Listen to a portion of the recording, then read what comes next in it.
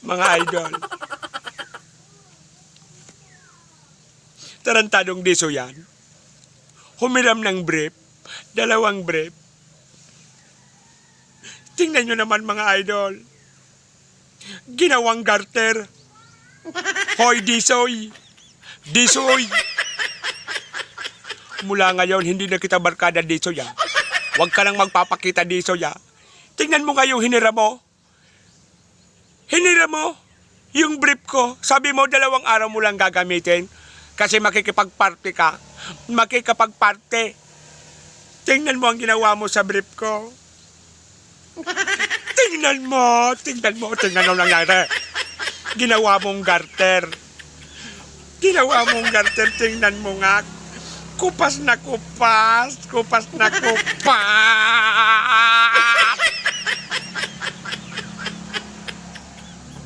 Mula ngayon, huwag ka nang maghihiram ng brief sa akin, Disoy.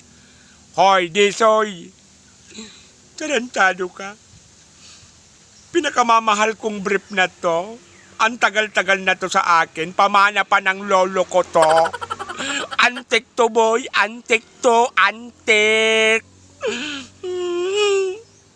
Tarantado ka. Tingnan mo nga. Tingnan mo. Nakikita mo dyan, oh. Ginawa mong garterize. Garter ang ginawa mo sa brief ko. Ang liit nito. Ngayon, ang laki-laki na. Tarantado ka. At ito pa yung isa, ha? Yung isa pa. Tingnan mo ang ginawa mo, ha? No. Tingnan mo nga. Happy ka na. Happy ka na, Disoy, sa ginawa mo, ha? Mapapakinabangan ko ba ito? Ha? Pwede ba bang isuot ito? Talo ka, mahal na mahal ko pa naman itong brief na to. Tingnan mo nga. Ginawa mong basahan, ginawa mong manhole, ang lalaki ng butas. Tingnan mo nga. Kahit na ipasok mo yung kamay mo, kasyang-kasya, tingnan mo nga. Hindi mo ba ito mapolit?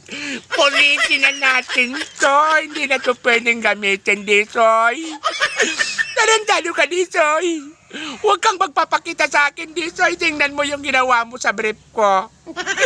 Tingnan mo ang ginawa mo. Wala kang puso. Tarantado. Ginawa mong basahan ang brief ko. Binutas-butas mo pa. Wala kang awa. Tarantado.